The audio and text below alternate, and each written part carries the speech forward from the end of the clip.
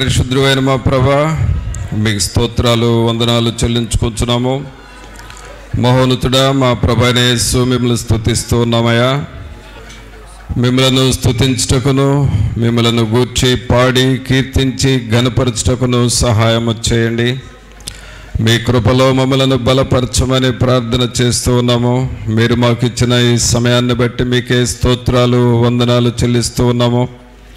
కృపామయుడా, దయాసత్య సంపూర్ణుడా, మీకే స్తోత్రాలు వందనాలు చెల్లిస్తూ ఉన్నాము. మీరు ఈ ఆరాధనకు అధ్యక్షత వహించండి.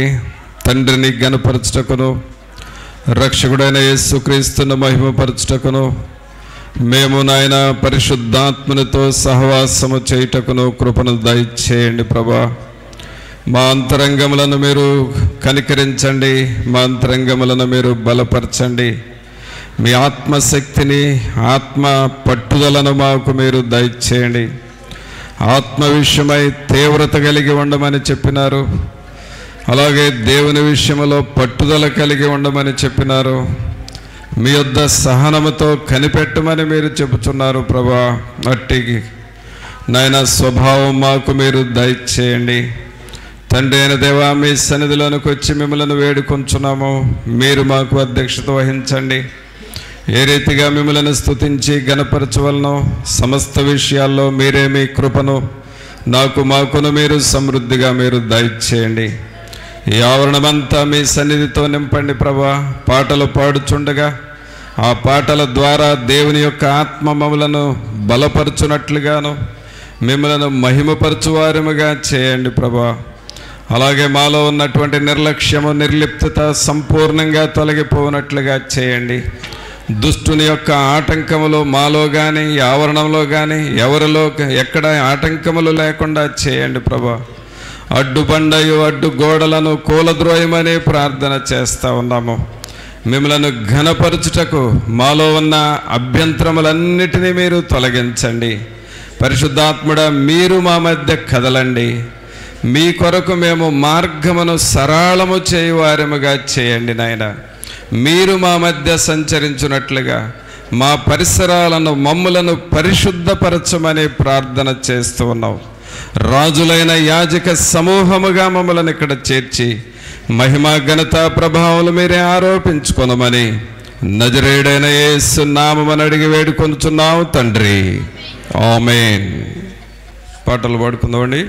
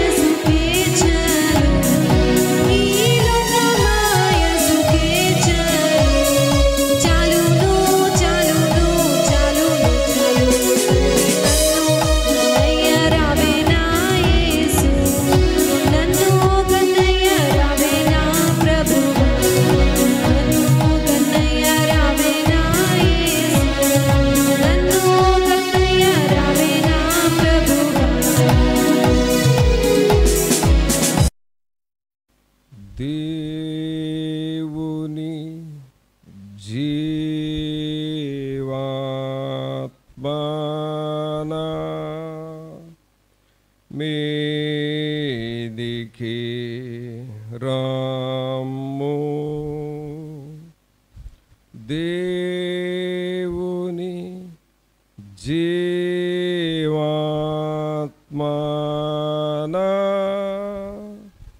మీదికి రాము. వీరాచు వాంచు మాలాచు నింపు దేవుని జీవాత్మనా మీదికి రాము. పరిశుద్ధుడైన మా ప్రభువా, మీకు స్తోత్రాలు వందనాలు చెల్లిస్తూ ఉన్నాము. మహోన్నతుడా, మహాగణుడా, మా ప్రభువైన యేసు మిమ్మల్ని స్తుతిస్తున్నాము. రాజా, మీరు మా దేవుడు, మా రక్షకుడు, మీకు వందనాలు. మమ్మలను ప్రేమించి మీరిచ్చిన ఈ చక్కని ఆహ్లాదకరమైన ఈ వాతావరణాన్ని బట్టి మీకు వందనాలు చెల్లిస్తూ ఉన్నాము. నాయన, మీ సన్నిధిని మేము అనుభవించుటకు సహాయం చేయండి ప్రభా. నాయన, మోషే మీ సన్నిధిలో ఉన్న ఆ ఆశీర్వాదాలు చూసినాడు, అందువల్లనే నీ సన్నిధి మాతో ఉండాలని అడిగినాడు కదా ప్రభా. దేవా, మేము కూడా మీ సన్నిధిని వేడుకుంటున్నాం. మీ ప్రత్యక్షత మాకు దయచేయండి. ఇక్కడ చేరి ఉన్న బిడ్డలు మమ్మల్ని అందరినీ మీరు కనికరించండి ప్రభా. మీ దయలిగిన హస్తం ప్రతి ఒక్కరితో ఉంచండి. మా హృదయాలలో మీ వాక్యము ప్రజ్వరిల్లులాగున సహాయము చేయమని ప్రార్థన చేస్తూ ఉన్నాము. మీ సిలువ శక్తిని మాకివ్వండి. మీ సిలువ రక్త ప్రోక్షణ మాకు అనుగ్రహించండి. నిరంతరము మిమ్మల్ని స్తుతించి గణపరచు వారముగా చేయండి. పరిశుద్ధాత్ముడా, మీరు నోరు తెరిచి మీ వాక్యము ద్వారా మాతో మాట్లాడండి. కొండ మీద మీరు బోధిస్తున్నప్పుడు ప్రజలకు ఎలాగూ మేలు దొరికినదో, ఎలాగూ వారు ధన్యులుగా మారిపోయారు, అట్టి వారిగా మమ్మలను మీరు చేయండి. పరిశుద్ధాత్ముడా, మీరు మాలో ఉండి మమ్మల్ని నడిపించి మీ వాక్యము ద్వారా మాతో మాట్లాడమని నజరేయుడైన యేసు నామమున అడిగి వేడుకొనుచున్నాము తండ్రి. ఆమేన్. ప్రభునందు పిల్లరా,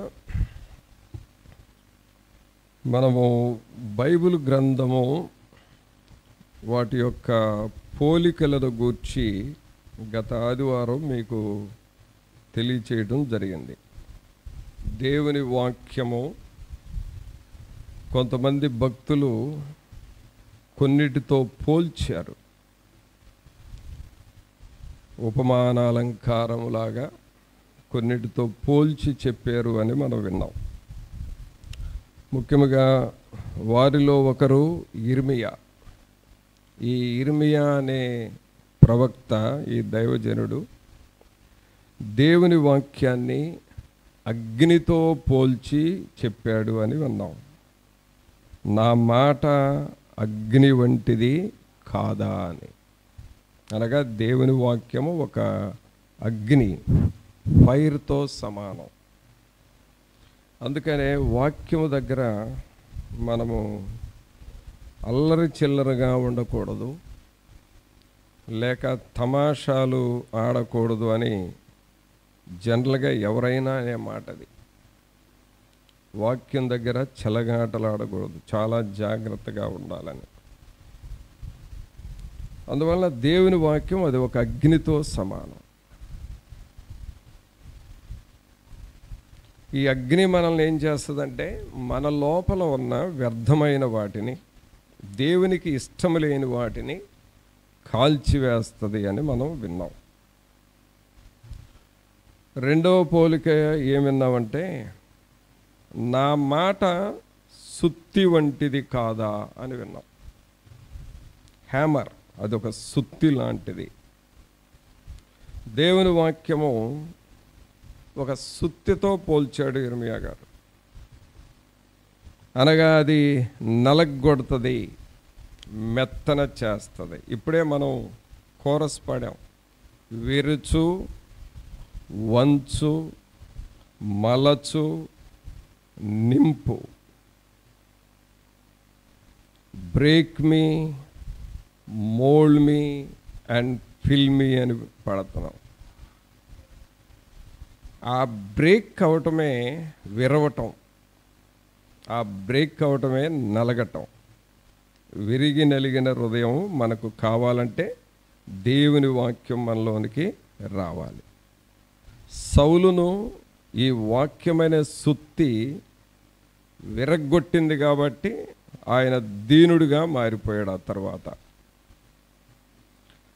అలాగే కోపిష్ఠుడైన మోషే, ఆయనని ఈ వాక్యము విరగ్గొట్టింది కాబట్టి ఆయన ఆ తర్వాత సాత్వికుడిగా మారిపోయాడు. కాబట్టి వాక్యం అనేది మనలో ఒక ప్రభావాన్ని చూపి మనలో మార్పు తీసుకొని వస్తుంది అని విన్నాం. అలాగే దేవుని వాక్యము మరి పేతురు గారు ఎలా పోల్చాడంటే, దేవుని వాక్యము అది అద్దము లాంటిది అని చెప్పాడు. మిర్రర్, అద్దములో మనం సహజ ముఖాన్ని మనం ఎలా చూసుకుంటామో అలాగే దేవుని వాక్యము చదువుతూ ఉన్నప్పుడు, వాక్యాన్ని ధ్యానం చేస్తున్నప్పుడు మన జీవితం ఏంటి, మన బ్రతికేంటి, మనం ఎలా బ్రతుకుతున్నాం, ఎలా బ్రతకాలి, దేవునితో జీవించాలంటే మనం ఏమి చేయాలి అనేది ఒక అద్దము లాంటిది. అద్దములో మన సహజ స్వభావాన్ని, స్వరూపాన్ని చూసుకోవాలి అని విన్నాం. అలాగే ఇంకా దావీదు గారు దేవుని వాక్యాన్ని జుంటె తేనెతో పోలుస్తాడు. అలాగే యోబు దేవుని వాక్యాన్ని నూనెతో పోలుస్తాడు. ఇలాగూ రకరకాల పోలికలు పోల్చటము భక్తులైన వారు మనం చూస్తున్నాం దేవుని యొక్క వాక్యం. అందుకని ఈ వాక్యాన్ని మనం ఏం చేయాలంటే ఎప్పుడు వాక్యాన్ని గూర్చి మాట్లాడుతూ ఉండాలి. అది నీ ఆత్మకు క్షేమం. వాక్యాన్ని చదువుతూ ఉండాలి, ఆత్మలో బలపడతావు. వాక్యమును పాటల రూపంలో ఉంటాయి కాబట్టి ఆ పాటలు పాడుతూ ఉంటే నీ అంతరంగములో శుద్ధీకరణ జరుగుతూ ఉంటుంది. ఇది వాక్యము మనలో చేసే పనులు. ఇవి కొన్ని పోలికలు గత వారంలో మనం విన్నాం. ఇప్పుడు మనం ఈ దినం వినబోయే వాక్యం ఏంటంటే, ఈ వాక్యాన్ని మనము చదువుతూ ఉండాలి. చూడండి, మనం డైలీ చదివే వాటిల్లో ఒకటేంటంటే న్యూస్ పేపర్. అది ఇంగ్లీష్ న్యూస్ పేపర్ కావచ్చు, హిందూ వార్తాపత్రిక, లేదా క్రానికల్, లేదా ఇండియన్ ఎక్స్ప్రెస్, ఇలాగూ ఇంగ్లీష్ న్యూస్ పేపర్స్ ఉన్నాయి, అవి చదువుతారు కొంతమంది. లేక తెలుగు న్యూస్ పేపర్స్ కొన్ని ఉన్నాయి, ఆంధ్రజ్యోతి, ఆంధ్రపత్రిక, ఆంధ్రభూమి, ఈనాడు, సాక్షి, ఇలాగూ రకరకాల పత్రికలు, డైలీ న్యూస్ పేపర్స్, వీటిని చదువుతారు. ఆల్మోస్ట్ మన స్టేట్లో ఉన్న ప్రతి ఒక్కరూ ఆ పత్రికలు చదువుతూ ఉంటారు. ఇప్పుడు ఈ సెల్లోకి వచ్చేసినాయి కాబట్టి న్యూస్, ఆ సెల్లో ఆన్ చేసుకున్నా కూడా ఆ న్యూస్ తెలుస్తూ ఉన్నాయి. మొత్తం మీద ఈ వార్తలు చదవటం కానీ వినటం కానీ కొన్ని వార్తలు మనం తెలుసుకుంటూ ఉన్నాం. ఏమిటంటే ఎక్కడ ఏం జరుగుతుందనేది మనకు తెలుస్తూ ఉంది. అయితే పిల్లరా, దేవుని వాక్యము మనం చదివినప్పుడు మనలో ఏం జరుగుతుంది, అసలు దేవుని వాక్యాన్ని, బైబిల్ను చదువుతూ ఉంటే నీలో ఏం జరుగుతుంది అనేది నీకు అర్థం కావాలి. బైబిల్ను చదవటం ద్వారా నీ లోపల, నీ బయట ఏం జరుగుతుందో నీకు తెలిస్తే బైబిల్ను ఖచ్చితంగా చదువుతావు. దేవుని వాక్యము ఒక సంపదల గని. దేవుని వాక్యము మన జీవితానికి ఆధారం. అందుకనే దేవుని వాక్యాన్ని మనం చదవాలి. చూడండి, ఈ వాక్యం చదవటం వలన నీకు ఉపయోగం ఏంటి అని చూస్తే దేవుని వాక్యంలో చూద్దాం. ఇర్మియా గ్రంథము 15వ అధ్యాయము. ఇర్మియా గ్రంథము 15వ అధ్యాయము 16వ వచనం చదువుదాం. నీ మాటలు నాకు దొరకగా నేను వాటిని భుజించి తిని, సైన్యములకు అధిపతివగు యెహోవా దేవా, నీ పేరు నాకు పెట్టబడెను గనుక నీ మాటలు నాకు సంతోషమును, నా హృదయమునకు ఆనందమును కలుగజేయుచున్నవి. ఈ మాట అందరం చదువుదాం మరలా. నీ మాటలు నాకు సంతోషమును, నా హృదయమునకు ఆనందమును కలుగజేయుచున్నవి. ఆమేన్.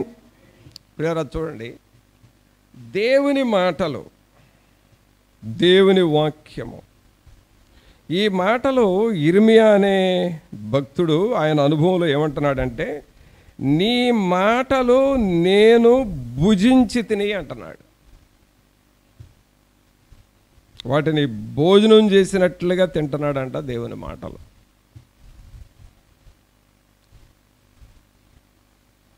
భుజించి తిని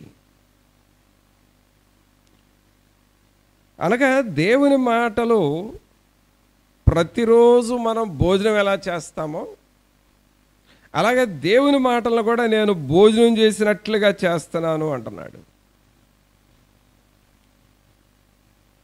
అయితే పిల్లరా, ఈ భోజనం ఏంటి అని అంటే, సహజంగా దేవుడు మనలో శరీరాన్ని ఆత్మను రెండింటిని ఉంచాడు. ఒకటి శరీరము, మరొకటి ఆత్మ. శరీరం అంటే ఇప్పుడు మన పైకి కనపడేది ముఖం, భుజాలు, చేతులు, కాళ్ళు, అలాగే మన లోపల ఉన్న ఇంటర్నల్ ఆర్గాన్స్, ఇదంతా బాడీ, ఇది శరీరం. ఈ శరీరం ఆరోగ్యంగా ఉండాలి అని అంటే టైం టు టైం నువ్వు ఏదో ఒకటి తినాలి. నీకు సరిపడే ఆహార పదార్థం నువ్వు తినాలి. మార్నింగ్ బ్రేక్ఫాస్ట్ చేయాలి, మరి ఆఫ్టర్నూన్ టైం లంచ్ చేయాలి, అలాగే నైట్ టైం సప్పర్, రాత్రి భోజనం చేయాలి, లేదా లైట్ మీల్స్, ఇలాగ తినాలి.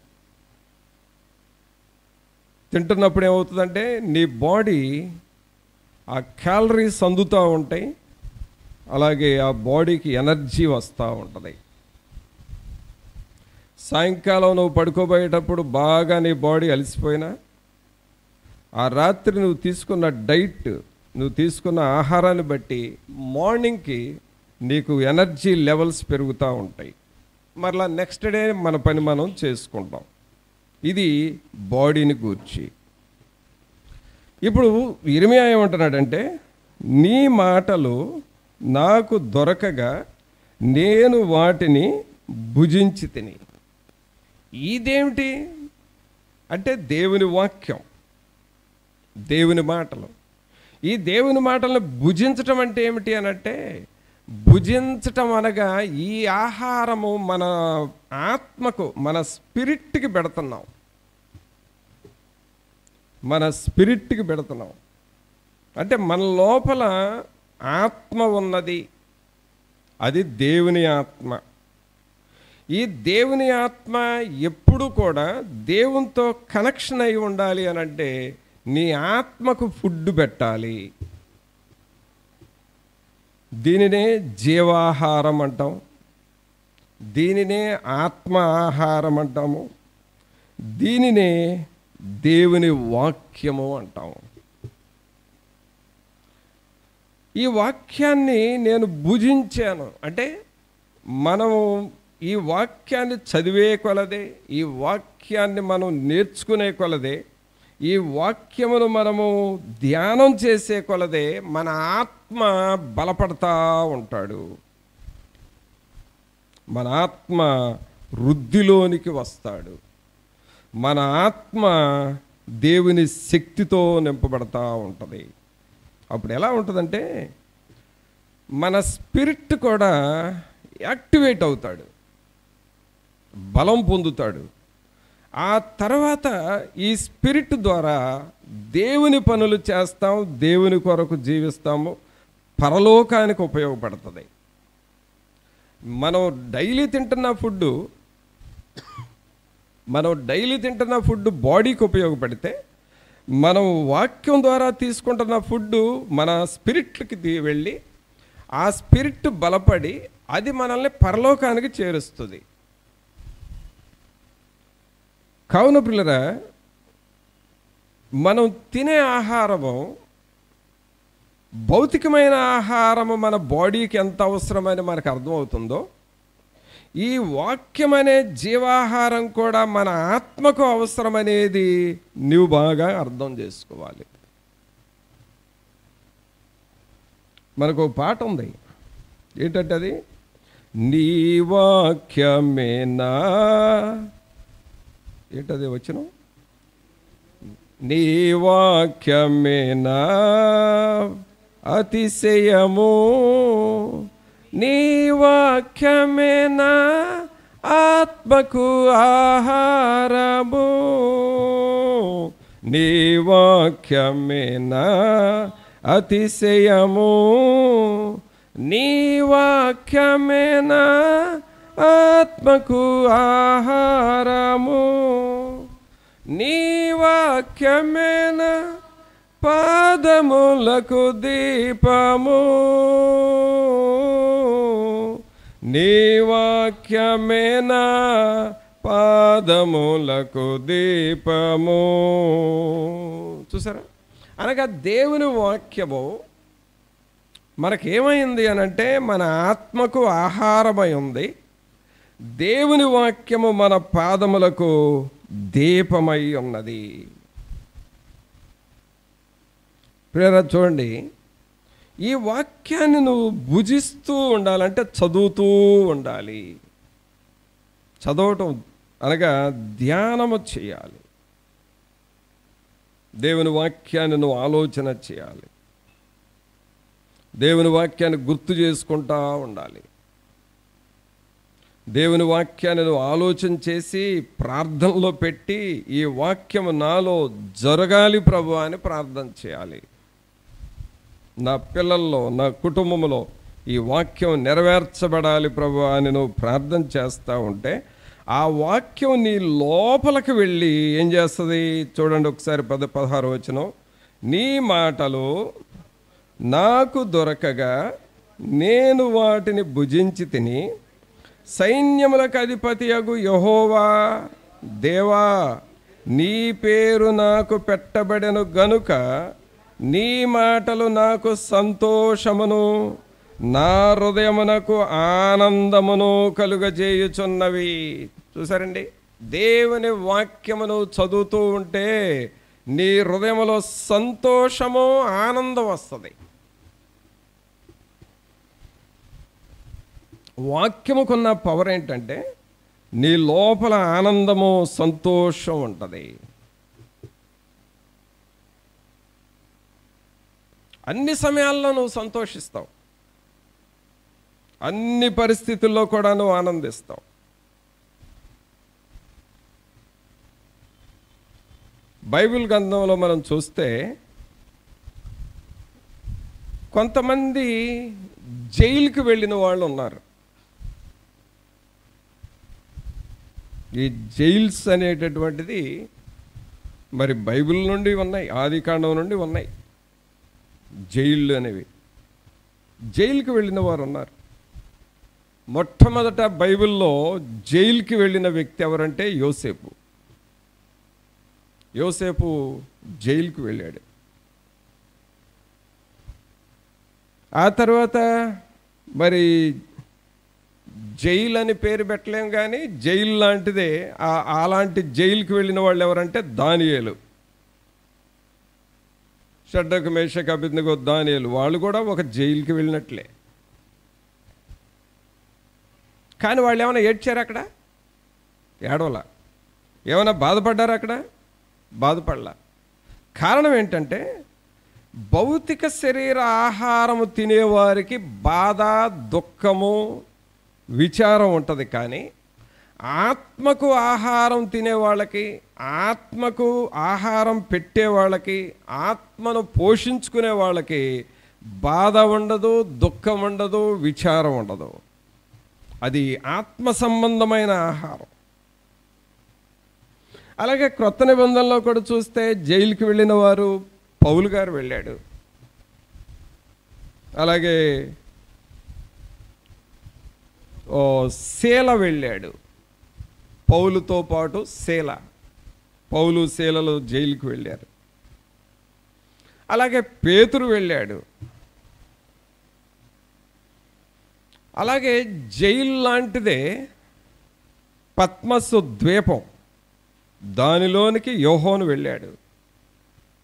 వీళ్ళంతా జైలు అనుభవం కలిగిన వాళ్ళు, కానీ వీళ్ళు ఎక్కడ బాధపడలా, వీళ్ళు సంతోషించారు.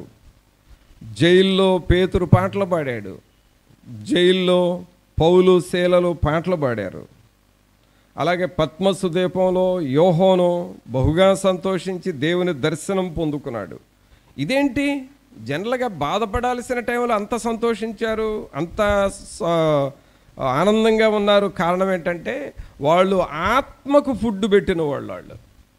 దేనికి ఫుడ్ పెట్టారండి? వాళ్ళు ఆత్మకు ఫుడ్ పెట్టిన వాళ్ళు. ప్రియరా గమనించండి, ఇక్కడ డ్రాస్టిక్ చేంజ్ ఉంది. ఇక్కడ మీరు గమనించాలి. డైలీ 3 పూటల భోజనం చేసే వాళ్ళకి విచారాలు ఉంటాయి, దుఃఖం ఉంటుంది, బాధ ఉంటుంది. కానీ డైలీ ఆత్మకు ఫుడ్ పెట్టే వాళ్ళకి విచారం ఉండదు, దుఃఖం ఉండదు, బాధ ఉండదు. కారణం ఏంటంటే యిర్మీయా చెప్పినట్లుగా నీ మాటలు నాకు సంతోషమును ఆనందమును కలుగజేయుచున్నవి. యిర్మీయా గొప్ప భక్తుడు అని అంటాం. అంత గొప్పవాడు ఎలాగయ్యాడంటే ఆ స్పిరిట్కి ఫుడ్ పెడతా ఉన్నాడు. అందుకనే దేవుని వాక్యాన్ని మనం బాగా చదవాలి. దేవుని వాక్యాన్ని చదవటం నేర్చుకో. వాక్యాన్ని చదవకుండా ఏదో నీ డ్యూటీ చేసుకుంటూ, అలాగే నువ్వేదో ఫుడ్ తింటూ కాలం గడుపుతున్నావంటే ఏదో ఒకరోజు ఆ విచారం అనేది నీ జీవితంలోకి ప్రవేశించి దాన్ని మనం జయించాలంటే వాక్యాన్ని చదవాలి. వాక్యములో ఉన్న పవర్ ఏంటంటే పిల్లరా, మన మనస్సు పైన వరీస్ ఉంటాయి. ప్రతి ఒక్కళ్ళ మనసుకి వరీస్ అనేవి ప్రతి ఒక్కళ్ళని అంటి పెట్టుకొని ఉంటాయి. ఉదాహరణకి ఈ చెట్టు, ఆ చెట్టుకి కొన్ని కొమ్మలు ఉన్నాయి, ఆ కొమ్మలకి మరలా రెమ్మలు ఉన్నాయి, ఆ రెమ్మలకి మరలా ఈ చిన్న చిన్న ఆకులు ఉన్నాయి. ఈ అంతవరకే మనకు కనబడతాయి. కానీ ఆ ఆకుల మీద కనుక మనం చూస్తే మంచు కాలంలో మంచు కణాలు ఉంటాయి, వర్షాకాలంలో వర్ష బిందువులు ఉంటాయి, ఎండాకాలం అయితే దుమ్ము ఉంటుంది. కామన్ ఫ్యాక్టర్ ఇది ఎక్కడైనా. అలాగే ప్రతి మనిషి యొక్క మైండ్ని వరీస్ అనేవి వెంటాడుతూ ఉంటాయి. దిగులు లేని మనిషి మనకు దొరకడు. నీవు ఎక్కడ ఉన్నా సరే, నీ ఇంటిలో ఉన్నా సరే, నువ్వు ఏ పని చేస్తున్నా ఏదో ఒక రకమైన దిగులు అనేది లోపల ఉంటా ఉంటుంది. మన అందరం ఎవరమయ్యానంటే ఆ దిగులును తమాయించుకొని దానిని ప్రక్కకు నెట్టేసుకొని వచ్చి కూర్చునేవాళ్ళమే. కానీ మరలా మన పనుల కోసం వెళ్ళగానే అది రెడీగానే ఉంటుంది, ఆ దిగులు నిన్ను ఆవరిస్తూ ఉంటుంది. ఎంతకాలం ఎలాగూ దిగులు అనేదేమో కనబడకుండా ఉంది నీలో, నీవేమో కనబడతా ఉన్నావు. కానీ నీవు దిగులు చేయిస్తున్నావా, దిగులు నిన్ను చేయిస్తుందా? ఆలోచన చేసుకోండి. నీ బాడీ మరి దాదాపు 6 అడుగులు లేక 5.8 అంత ఎత్తైన బాడీ నీది. నీ వెయిట్ 60 నుండి 70 కేజీల మధ్యలో ఉన్నావు నీవు బరువు. దిగులు బరువు ఎంత? దిగులు ఎత్తు ఎంత? దిగులు క్వాంటిటీ ఎంత ఉంది? అసలు నీ బాడీలో ఎక్కడ పనిచేస్తుంది అది దిగులు అనేది? సరే, నీ బాడీతో పోలిస్తే దిగులు అనేది చిన్నదే కావచ్చు. అయితే నీవు దిగులుకు లొంగిపోతున్నావా, నీవు దిగుల్ని పారదోలుతున్నావా? ఆలోచన చెయ్యి. కొన్ని సమయాల్లో దిగులే నన్ను లొంగ తీసుకుంటుందయ్యా, కూర్చుంటే లేస్తే దిగులే వస్తుంది అనంటే కారణం ఏంటో తెలుసా? నీ ఆత్మకు నువ్వు ఫుడ్ పెడతలా, అందుకే దిగులు నిన్ను పరిపాలిస్తుంది.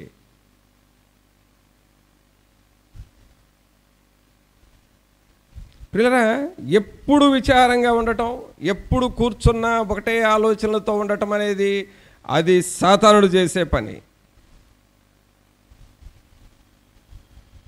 దాన్ని నువ్వు జయించాలి అనంటే నలుగురితో మాట్లాడితే పోదు, లేకపోతే టైంపాస్ కోసం ఫోనుల్లో మాట్లాడితే పోదు. అది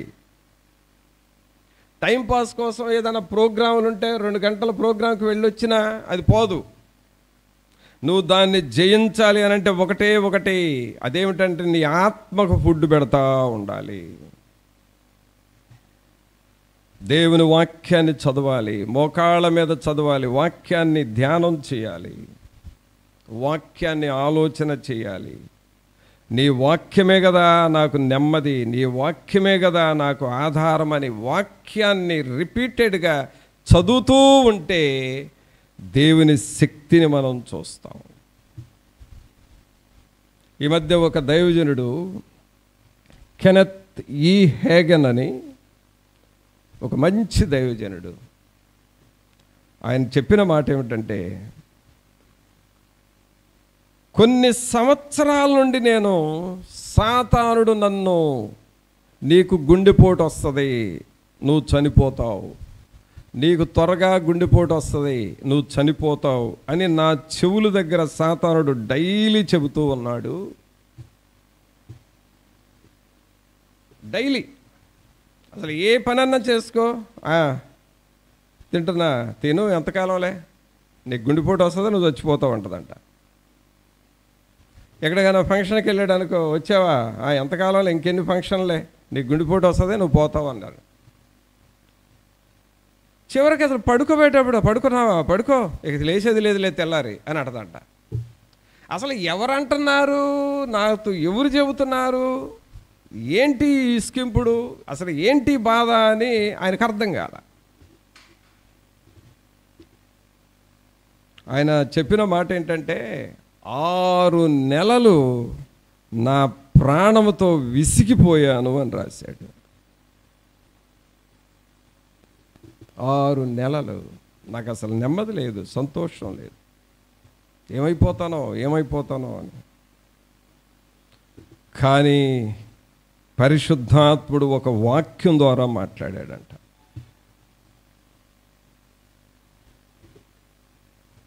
ఒక వాక్యం ద్వారా. చూడండి దేవుని వాక్యం, ఎఫెసీయులకు రాసిన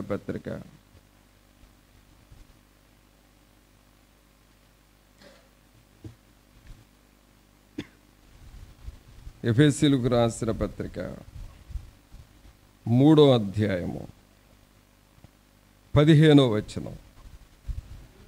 మీరు అంతరంగ పురుషుని యందు శక్తి కలిగి ఆయన ఆత్మ వలన బలపరచబడినట్లుగాను, క్రీస్తు మీ హృదయములలో విశ్వాసము ద్వారా నివసించునట్లుగాను తన మహిమైశ్వర్యము చొప్పున మీకు దయచేయవలెననియు, మీరు దేవుని సంపూర్ణత యందు పూర్ణులగునట్లుగా ప్రేమయందు వేరుపారి స్థిరపడి సమస్త పరిశుద్ధులతో కూడా దాని వెడల్పు, పొడుగు, లోతు, ఎత్తు ఎంతో గ్రహించుకొనుటకును, జ్ఞానమునకు మించిన క్రీస్తు ప్రేమను తెలుసుకొనుటకును తగిన శక్తి గలవారు కావలెననియు ప్రార్థించుచున్నాను.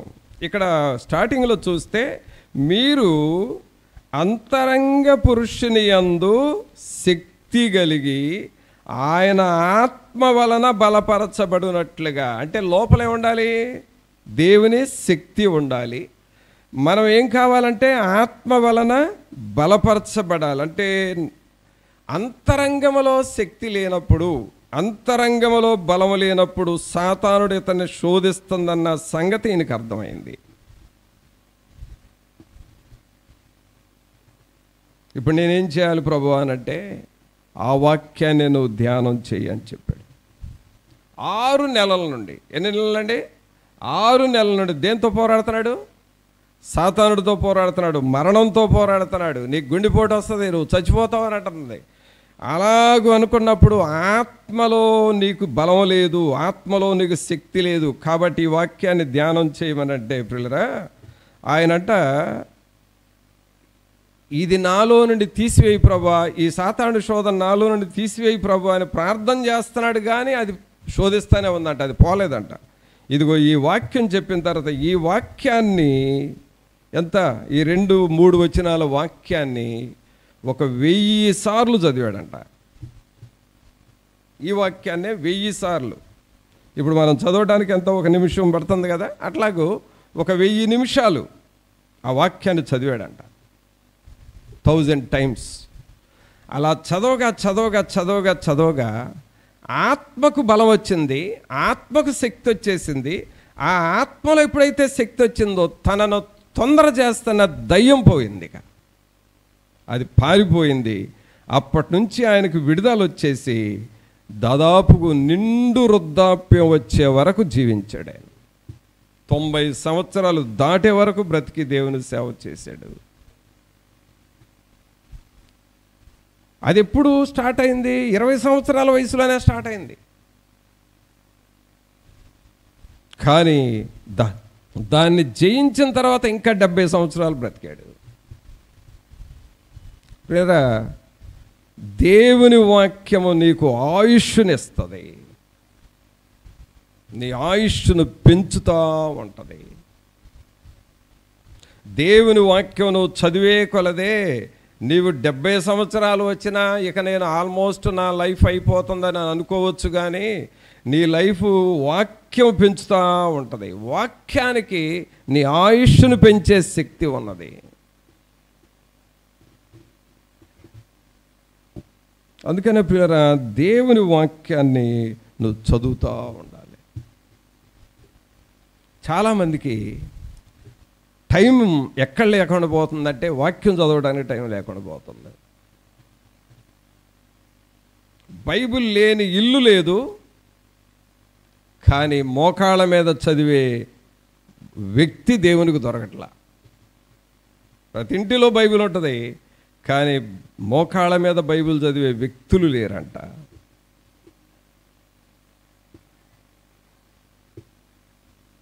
కానీ ఇర్మీయా గారు ఏమంటున్నాడు? దేవా, నీ వాక్యం నేను చదువుతుంటే నాకు సంతోషము ఆనందము వస్తుంది.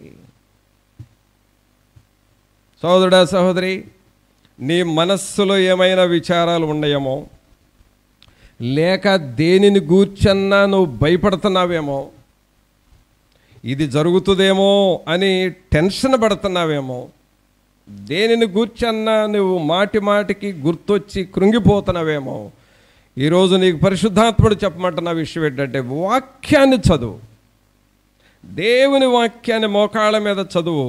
ఆ భయము నీలో నుండి పారిపోతుంది. ఆమేన్. నీకు ధైర్యం వస్తుంది. చూడండి, ఇంకా దేవుని వాక్యం వలన మనకు ఉపయోగం ఏంటి అనంటే, 119వ కీర్తన తీయండి. 119వ కీర్తన.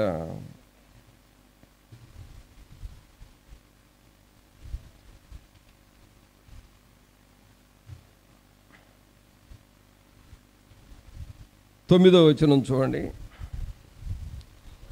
యవనులు దేని చేత తమ నడత శుద్ధిపరచుకొందురు?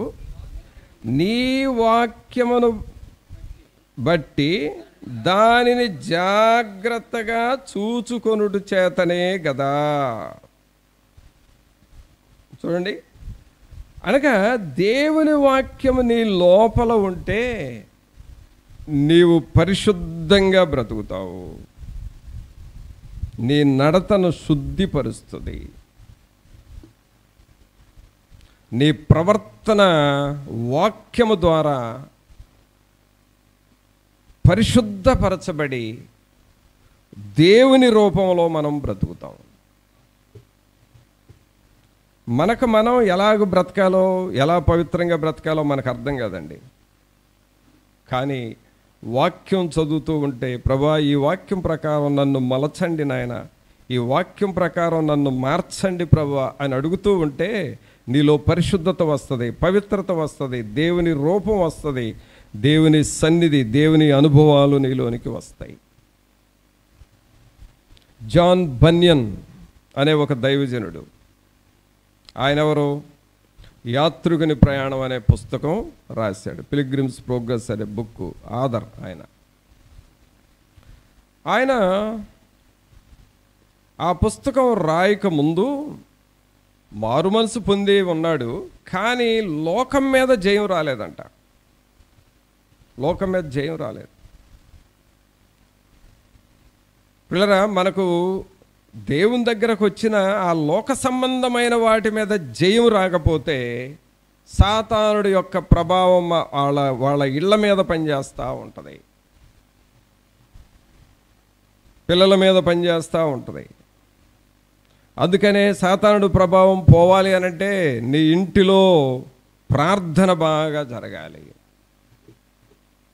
ప్రార్థన ఎప్పుడైతే ఇంటిలో జరుగుతుందో సాతాను ప్రభావం అంతా పోతుంది. దానికి పట్టుండదు, పట్టు చెక్కదు నీ ఇంట్లో. ఇక వాక్యముతో మనం నింపుకోవాలి. ఈ జాన్ బన్యన్ చేసిన పని ఏంటంటే,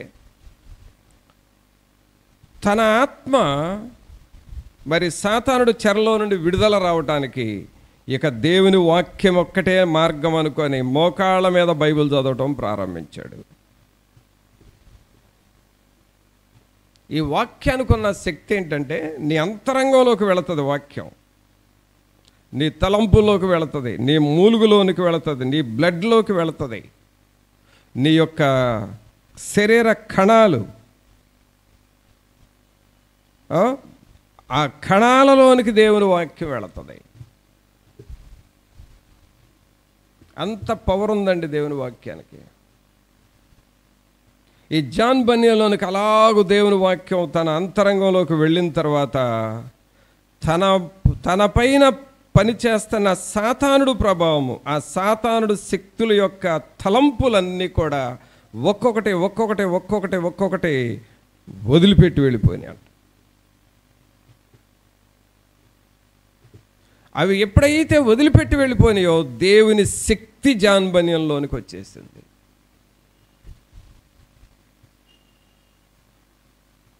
ఆ తర్వాత దేవుని దర్శనం పొందాడు, దేవుని స్వరం విన్నాడు. ఆ తర్వాత దేవుని కొరకు ఆయన కూడా జైల్లోకి వెళ్ళాడు.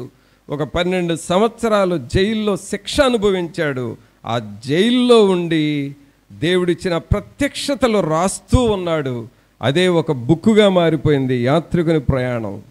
మనకు బైబిల్ తర్వాత సెకండ్ బైబిల్ అనే పేరు వచ్చింది ఆ పుస్తకానికి. కారణము, మొదట దేవుని వాక్యాన్ని చదవటం ప్రారంభించాడు.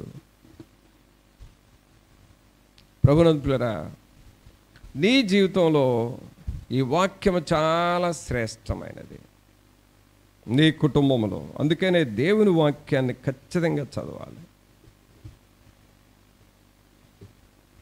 ఎర్లీ మార్నింగ్ నువ్వు మోకాళ్ళ మీద ఉండి బైబిల్ చదవాలి అంతే. నువ్వు ఏ పని చేసినా చేయకపోయినా, లేక ఏ పని చేయటానికైనా ముందు దేవుని వాక్యం చదవాలి. అదేం చేస్తుందో తెలుసా? 11వ వచనం చూడండి. నీ ఎదుట నేను పాపము చేయకుండునట్లు నా హృదయములో నీ వాక్యము ఉంచుకొని ఉన్నాను. చూసారా, వాక్యము నువ్వు చదువుతూ ఉంటే, వాక్యాన్ని ధ్యానం చేస్తుంటే నీ హృదయములో పాపం ఉండదు. ఇక నీ హృదయంలో ఇక ఏ పాపము ఉండదు. పాపము లేదు అంటే సాతానుడు పోయాడని అర్థం. పాపము ఉంది అనంటే సాతానుడు ఉండాడు అని అర్థం. వాక్యం నీ లోపలికి వస్తే ఇక ఏ పాపం ఉండదు. నీ నోటితో కూడా పాపం చేయలేవు.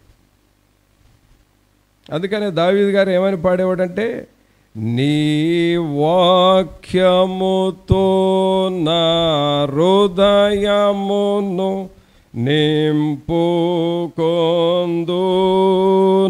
దేవా, నీ వాక్యముతో నా హృదయమును నింపుకొందును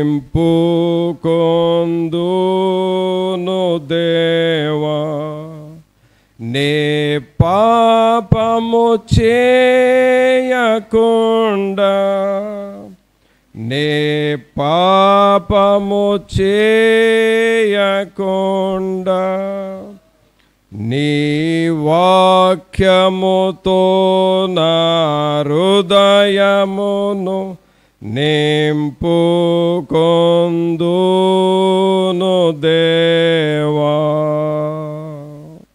ఇలా చాలామంది బైబిల్కి ఏం చేస్తారంటే ఒక మంచి ప్లేస్లో పెడతారు.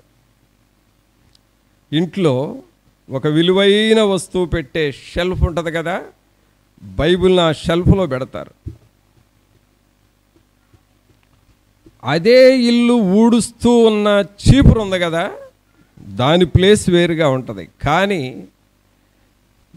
బైబిల్ని చీపురు పెట్టే స్థలంలో ఎవరో పెట్టరు.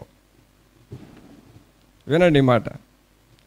నీ ఇంటి ఇల్లు ఊడ్చుకున్న చీపురుని పెడుతున్నావు చూడు, అక్కడ బైబిల్ని ఎవరో పెట్టరు. బైబిల్ మాత్రం మంచి స్థలంలో పెడతావు.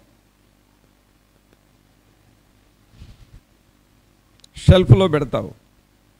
లేకపోతే చూడగానే కనబడేటట్టు ఆ షెల్ఫ్కి మిర్రర్ ఉంటే ఆ మిర్రర్ లోపల పెడతావు. బైబిల్కి పెట్టే ప్లేస్ మంచిదే నువ్వు. కానీ హృదయంలో బైబిల్ ఎక్కడ ఉంటుందో తెలుసా? చీపురు పెట్టిన స్థలంలో ఉంది నీ హృదయంలో. అంటే ఊడ్చుకొని పారేస్తాం కదా, అది మూలం పెట్టేస్తాం. మరలా ఆ చీపురు ఎప్పుడు అవసరం అంటే ఊడ్చడానికి అవసరమైనప్పుడు అవసరం. అలాగే బైబిల్ని కూడా అవసరానికి వాడుకుంటావు. భయం వేస్తే కాసేపు బైబిల్ చదువుతావు, ఏదన్నా రోగం వస్తే బైబిల్ చదువుతావు, ఏదన్నా ఆపద వస్తే బైబిల్ చదువుతావు, తర్వాత తీసి పక్కన పెట్టేస్తావు, ఆ తర్వాత బైబిల్ చదవవు నువ్వు. అంటే ఇంటిలో మాత్రం మంచి ప్లేస్లో ఉంది బైబిల్, నీ హృదయంలో మాత్రం లాస్ట్ ప్లేస్లో ఉంది బైబిల్. ఆల్మోస్ట్ చీపురు పెట్టే స్థలంలో ఉంది. కానీ నువ్వు దేవుని వాక్యాన్ని ఏం చేయాలి? దేవుని వాక్యాన్ని నువ్వు లోపల పెట్టుకుంటే, నీ అంతరంగంలో పెడితే, నీ వాక్యమే నాకు కావాలి, నీ వాక్యమే నా ఆధారమని నువ్వు వాక్యాన్ని అనుసరిస్తూ నడుస్తూ ఉంటే ఏ పాపము మన హృదయంలోనికి రాదు, ఏ పాపపు జాడలు మన హృదయంలో ఉండవు. దావీదు గారు 133వ వచనంలో ఏమని అడుగుతున్నాడో చూడండి దేవుణ్ణి. 133వ వచనంలో దేవుని ఏమని అడిగాడు చెప్పండి, చదవండి. నీ వాక్యమును బట్టి నా అడుగులు స్థిరపరచుము, ఏ పాపమును నన్ను ఏలనీయకము. చూసారా, వాక్యము నీ అడుగుల్ని స్థిరపరుస్తుంది. అంటే నీ లైఫ్ని సెటిల్ చేస్తుంది వాక్యం. నీ వాక్యం అంటే నువ్వెక్కడ ఉండాలో వాక్యం చెబుతుంది. నీ కుటుంబాన్ని ఎలా కట్టుకోవాలో దేవుని వాక్యం చెబుతుంది. నీ పిల్లలు ఎలాగూ సెటిల్ అవ్వాలో దేవుని వాక్యం చెబుతుంది. నీవు నీ కుటుంబము ఎలాగూ ఆశీర్వదించబడాలో వాక్యం చెబుతుంది, నిన్ను స్థిరపరుస్తుంది.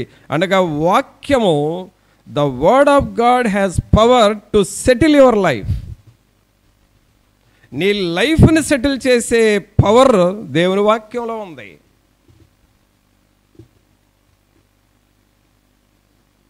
ఎలా సెటిల్ అవ్వాలో, ఏం చేయాలో అర్థం కాదు అని అనుకోని అవసరం లేదు. వాక్యానికి నువ్వు లోబడితే వాక్యం నిన్ను సెటిల్ చేస్తుంది, వాక్యం నీ పిల్లల్ని సెటిల్ చేస్తుంది, వాక్యం నీ ఫ్యూచర్ని సెటిల్ చేస్తుంది. వాక్యము నీ జీవితానికి చక్కని స్ట్రక్చర్, ఆ నిర్మాణాన్ని ఇస్తుంది.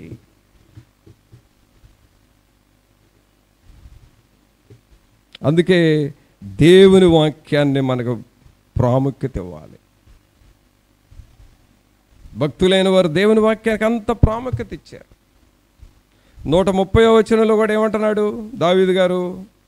130, నీ వాక్యములు వెల్లడి అగుట తోడనే వెలుగు కలుగును, అవి తెలివి లేని వారికి తెలివి కలిగించును. అందరి మాట చదవండి, పెద్దగా చెప్పండి. నీ వాక్యములు వెల్లడి అగుట తోడనే వెలుగు కలుగును, అవి తెలివి లేని వారికి తెలివి కలిగించును. అంటే నీకు తెలివితేటలు నేర్పుతుంది వాక్యం. దేవుని వాక్యం నీకు తెలివితేటలు నేర్పుతుంది. నీ లైఫ్ను గురించి ఒక అండర్స్టాండింగ్ ఇస్తుందండి వాక్యం. నీ ఫ్యామిలీని గురించి ఒక అండర్స్టాండింగ్లోకి తీసుకువెళుతుంది వాక్యం. నీకు ఏదైనా శోధనలు వస్తే ఆ శోధనలో నువ్వు ఏం చేయాలో ఒక అండర్స్టాండింగ్ ఇచ్చేది దేవుని వాక్యం. అందుకనే దావీదు గారు అంటున్నాడు, అవి తెలివి లేని వారికి తెలివి కలిగించు. ఒకసారి ఈ మాట అందెవరు చెప్పండి? ఈ మాట అంద ఎవరు? 130 వచ్చిన మరలా చదవండి. నీ వాక్యములు వెల్లడి అవుట తోడనే వెలుగు కలుగును, అవి తెలివి లేని వారికి తెలివి కలిగించను. ఎవరు ఈ మాట చెప్పింది? ఎవరు? దావీదు గారు కదా, దావీదు గారు. సరే, ఇప్పుడు దావీదుని 2 రకాలుగా చూద్దాం. దావీదు మొట్టమొదట చేసిన పని ఏంటి? మొట్టమొదట ఆయన ప్రొఫెషన్ ఏంటి? గొర్రెల్ని కాచుకునేవాడు. ఓకేనా? గొర్రెల్ని కాచుకునేవాడు. ఆ తర్వాత ఆయన ఏమన్నా స్కూల్ ఎడ్యుకేషన్ చేశాడా? ఉందా బైబిల్లో? స్కూల్ ఎడ్యుకేషన్ లేదు. పోనీ డైరెక్ట్గా స్కూల్ మానేసి నాకు 30 సంవత్సరాలు వచ్చినాయి బాబు ఇంకేంటి స్కూల్ అని డైరెక్ట్గా కాలేజీలో ఏమైనా చేరాడా? ఎవరు చేర్చుకోరుగా, అలాంటి కాలేజీలు ఏమి లేవు కదా, కాలేజీ లేదు. యూనివర్సిటీ చదువు ఏమైనా చదివాడా? లేదు. సరే, స్కూల్ ఎడ్యుకేషన్ లేదు, కాలేజ్ ఎడ్యుకేషన్ లేదు, యూనివర్సిటీ ఎడ్యుకేషన్ లేదు. పోనీ ఒక గురువు గారి దగ్గరకు వెళ్ళి ఒక మంచి విద్యను నేర్పే గురువు దగ్గర ఏమన్నా నేర్చుకున్నాడా అని ఆలోచన చేస్తే అలాంటిది కూడా ఏమీ లేదు. అంటే దావీదుకి స్కూల్ ఎడ్యుకేషన్ లేదు, కాలేజ్ ఎడ్యుకేషన్ లేదు, యూనివర్సిటీ ఎడ్యుకేషన్ లేదు, ఒక గురువు దగ్గర నేర్చుకున్నది కూడా లేదు. ఆయన ఏం చేసేవాడు? గొర్రెల కాపరి. తర్వాత ఏమయ్యాడు? రాజు అయ్యాడు. ఇప్పుడు చూడండి, గొర్రెల కాపరికి ఉన్న జ్ఞానం లేక తెలివి రాజ్యాన్ని పరిపాలించడానికి సరిపోతుందా? ఆ నాలెడ్జ్ కానీ, ఆ క్లవర్నెస్ కానీ, ఆ డెసిషన్ మేకింగ్, ఒక నిర్ణయం తీసుకోవటం కానీ, గొర్రెలను కాసేటప్పుడున్న తెలివి రాజ్యాన్ని పరిపాలించడానికి ఎట్టి పరిస్థితుల్లో చాలదు. మరి అంత తెలివి ఈయనకి ఎక్కడి నుంచి వచ్చిందంటారు? అది అందుకు రాశాడు, అది తెలివి లేని వారికి తెలివి కలిగించు. అది ఎవరో గూర్చి కాదు, ఆయన గూర్చే రాసుకున్నాడు. నాదేముంది, నేను తెలివి తక్కువని, గొర్రెలను గాయటం తప్ప నాకేం తెలీదు, నేను తెలివి లేనివాడిని. కానీ రాజ్యాన్ని పరిపాలించే తెలివి, సైన్యాన్ని నడిపించే తెలివి, అలాగే యుద్ధాలు చేసే తెలివి, దేశాన్ని స్వతంత్రించుకునే తెలివి, ఇదంతా దేవుడిచ్చిన తెలివే. అందుకనే వాక్యము అవి తెలివి లేని వారికి తెలివి కలిగించును. ప్రియరా, వాక్యాన్ని మనం చాలా విలువగా చూసుకోవాలి. బైబిల్ మన చేతిలో ఉంది, కానీ నువ్వు బైబిల్ని చదివితేనే నీకు తెలివి పెరుగుతుంది. నీకు జ్ఞానం వస్తుంది, పరలోకాన్ని గూర్చిన ఆలోచనలు నీకు వస్తాయి. తర్వాత చూడండి, దేవుని వాక్యము నీకేం చేస్తుంది అని అంటే,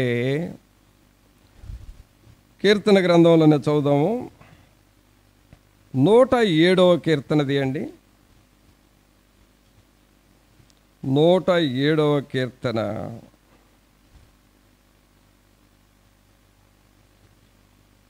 దేవుని వాక్యం మనకు చేసే పని ఏంటంటే, 20వ వచనం చూడండి. ఆయన తన వాక్కును పంపి వారిని బాగు చేసెను, ఆయన వారు పడిన గుంటలలో నుండి వారిని విడిపించెను. దేవుని వాక్యానికి ఉన్న శక్తి ఏమిటంటే, ఆయన తన వాక్కును పంపి వారిని బాగు చేసెను. అనగా వాక్యానికి బాగు చేసే లక్షణాలు ఉన్నాయి. అంటే ఆరోగ్యాన్ని ఇస్తుంది. దేవుని వాక్యము నీకు ఆరోగ్యాన్ని ఇస్తుంది. The word of God is medicine. The word of God is a hospital. The word of God is a doctor. The word of God gives good health. దేవుని వాక్యము నీకు ఆరోగ్యాన్ని ఇస్తుంది. ఇందాక నేను చెప్పాను చూడండి, కెనెత్ ఈ హెగెన్ అనే దైవజనుడికి, సరే గుండెపోటు వస్తుంది, నువ్వు చనిపోతావని సాతానుడు చెప్పింది, అదొకటి, దాన్ని జయించాడు. అంతకుముందు 19 సంవత్సరాలకే ఒక వ్యాధి వచ్చిందంట ఆయనకి. At the age of 19 years, 19 సంవత్సరాలకి పెద్ద వ్యాధి వచ్చింది. ఆ వ్యాధిని చూయించుకోవడం కోసం హాస్పిటల్కి వెళ్ళాడు. డాక్టర్స్ చూసి, ఆల్మోస్ట్ నీ బాడీ డెడ్ పొజిషన్లో ఉంది, ఇక నువ్వు కొన్ని రోజులు మాత్రమే బ్రతుకుతావు, నీ లైఫ్ అయిపోయింది. ఇప్పుడు 19 years కదా నీకు, 19 years కూడా కంప్లీట్ అవుతాయి అని చెప్పలేము. 20th year, 20వ సంవత్సరం వచ్చేసరికి ఇక నువ్వు ఉండవు, నువ్వు చనిపోతావు అని చెప్పేశారంట డాక్టర్లు. ఆ టైంలో ఇదే వాక్యాన్ని పట్టుకున్నాడు ఆయన. ఏ వాక్యం? 20వ వచనం. ఆయన తన వాక్కును పంపి వారిని బాగు చేశాను, ఆయన వారు పడిన గుంటలలో నుండి వారిని విడిపించాను. ప్రభా, నీ వాక్యం నన్ను బాగు చేస్తుంది కదా, నీ వాక్యం నా జబ్బు తీసేస్తుంది కదా, నీ వాక్యం నా రోగాన్ని తీసేస్తుంది కదా అని ప్రార్థన చేయగా ఆయనకు ఆ రోగం తగ్గిపోతా వచ్చింది. ప్రియరా, దేవుని వాక్యం అంటే అర్థం ఏంటంటే, నీ రోగాలను తగ్గిస్తుంది దేవుని వాక్యం. నమ్మండి, మీరు వాక్యాన్ని నమ్మండి. వాక్యాన్ని, ఈ వాక్యము ద్వారా నా రోగం పోవునుగాక, ఈ వాక్యము ద్వారా నాకు స్వస్థత వచ్చునుగాక అని చెబుతూ ఉండండి. నీ బాడీలో వాక్య సంబంధమైన యాంటీబయాటిక్స్ పెరిగి నీ రోగం తగ్గిపోయేటట్టు చేస్తాడు. అంత పవర్ ఉంది దేవుని వాక్యంలో. దేవుని వాక్యంలో అంత పవర్ ఉంది. ఒకవేళ నీలో లాంగ్ టైం ఉండే డిసీజెస్ అలాంటిది ఏదైనా ఉన్నా సరే, వాక్యాన్ని నువ్వు ధ్యానం చేస్తావంటే వాటిని కూడా దేవుడు మార్చేస్తాడు, తీసేస్తాడు.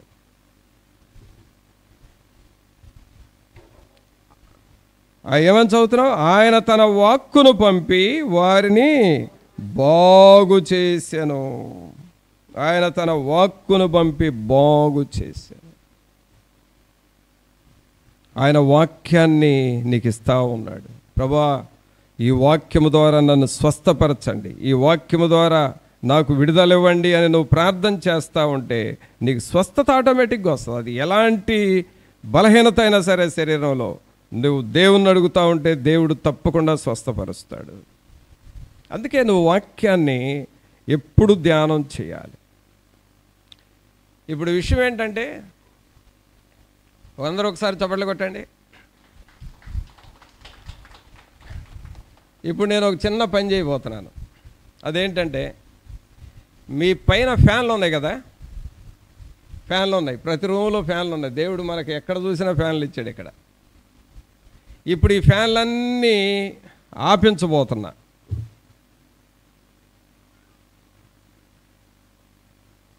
అన్ని ఫ్యాన్లు ఆపేసేయాలి, ఎక్కడోళ్ళు అక్కడ. ఏ రూమ్లో వాళ్ళు ఆ రూమ్లో ఇప్పుడు అన్ని రూముల్లో ఫ్యాన్లు ఆపేసేయాలి. నా పైన ఉన్న ఫ్యాన్ కూడా. చెప్పేది అనరా బాబు.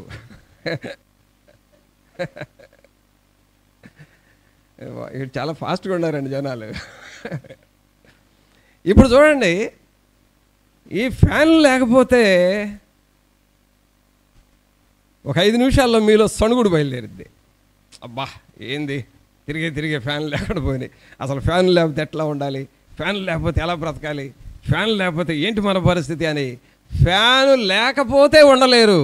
కానీ ఇప్పుడు మన పరిస్థితి ఏమైందంటే, ఫ్యాన్ లేకుండా ఉండలేము, కానీ వాక్యం లేకుండా మాత్రం బ్రతుకుతున్నాం మనం. ఇప్పుడు వేసుకోండి ఫ్యాన్లు. ఫ్యాన్ లేకుండా అయితే ఉండలేము, కానీ వాక్యం లేకుండా ఎంతకాలమైనా ఉండగలం. ఏం లేకుండా, వాక్యం చదవకుండా, పాటలు పాడకుండా, ప్రార్థన చేయకుండా, లేకపోతే డైలీ మెసేజ్ చదవకుండా వారమంతా ఉండగలవు, ఎన్ని రోజులైనా ఉండగలవు, కానీ ఫ్యాన్ లేకుండా మాత్రం ఉండలేము. ప్రియులారా, మన లైఫ్ ఎలాగ మారిపోవాలంటే, నీవు లేకుండా నేను ఉండలేనయ్యా అని చెప్పాలి. అందరూ చెప్పండి అన్నమాట. నీవు లేని రోజు అసలు రోజే కాదయ్యా, నీవు లేని బ్రతుకు అసలు బ్రతుకే కాదయ్యా. చప్పట్లు కొట్టండి. నీవు లేని రోజు అసలు రోజే కాదయ్యా, నీవు లేని బ్రతుకు అసలు బ్రతుకే కాదయ్యా. నీవే లేకపోతే నేనసలే లేనయ్యా, నీవే లేకపోతే నేనసలే లేనయ్యా. యేసయ్యా యేసయ్యా హల్లెలూయా హల్లెలూయా. యేసయ్యా యేసయ్యా హల్లెలూయా హల్లెలూయా.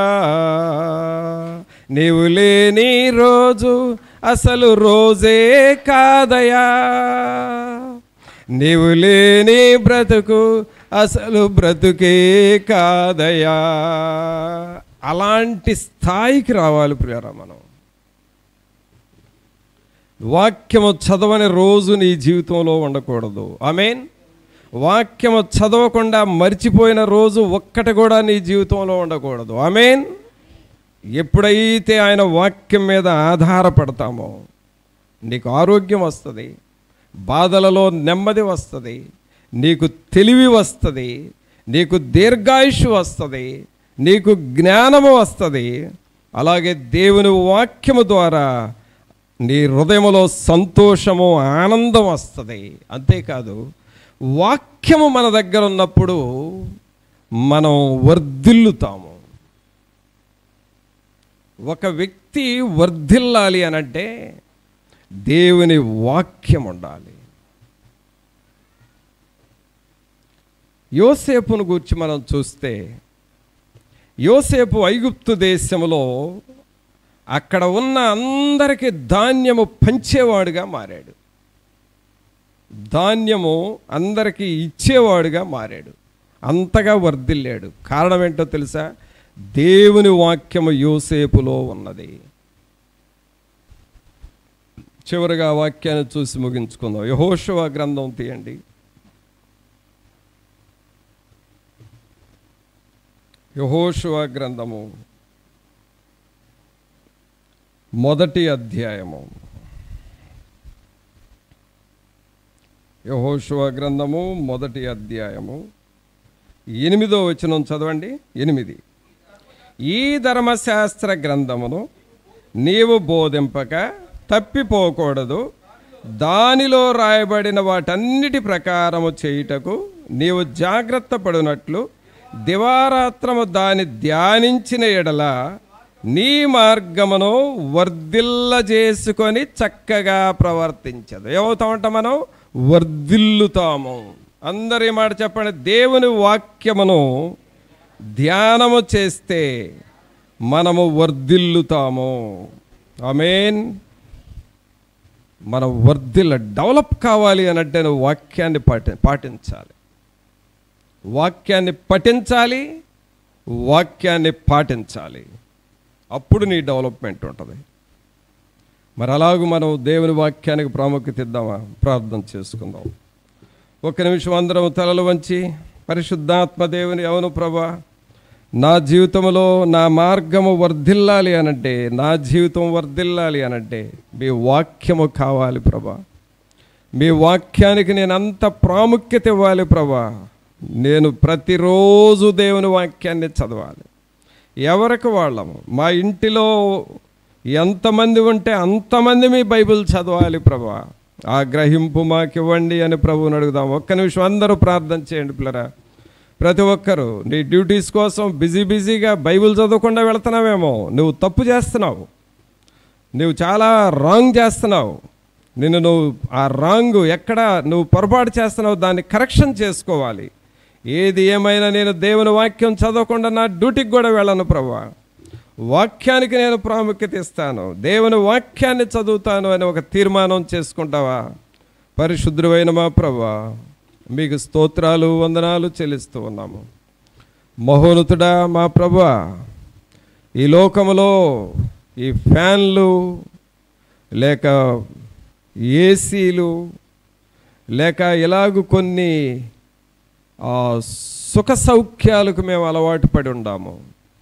అవి లేకుండా ఉండలేమనే ఫీలింగ్తో మేము బ్రతుకుతున్నాము. కానీ అది ముఖ్యం కాదు. వాక్యము లేకుండా మేము ఉండలేమనే స్థాయిలోకి మేము వెళితేనే మేము అన్ని విషయాల్లో వర్ధిల్లుతాము ప్రభా. కావున నాయనా, దేవుని వాక్యమును మేము పఠించేవారిగా, దేవుని వాక్యమును మేము పాటించువారిగా చేయండి ప్రభువా. ఈ ప్రియులను మీరు దర్శించండి, వీరి ఆత్మలు వర్ధిల్లునట్లుగా చేయండి, వీరి కుటుంబాలు వర్ధిల్లునట్లుగా చేయండి. వీరి యొక్క గృహాలు, ఆర్థిక పరిస్థితులు, ఆత్మీయ పరిస్థితులు, ఆరోగ్య పరిస్థితులు, కుటుంబ సంబంధాలు మెరుగుపరచమని ప్రార్థన చేస్తూ ఉన్నాము. తండ్రి, మిమ్మల్ని స్తుతిస్తూ ఉన్నాం. మీ వాక్యమును అలాగూ మేము ధ్యానించువారిగా చేయమని, ఈ ప్రియులను వాక్యములో స్థిరపరచమని నజరేయుడైన యేసు నామమున అడిగి వేడుకొనుచున్నాము తండ్రి. ఆమేన్. మన తండ్రి అయిన దేవుని ప్రేమ, కుమారుని కృప, పరిశుద్ధాత్మని యొక్క సన్నిధి అయిన సహవాసము ఇప్పుడు ఎల్లప్పుడూ మనందరికీ తోడుగా ఉండి సహాయము చేయను గాక. ఆమేన్.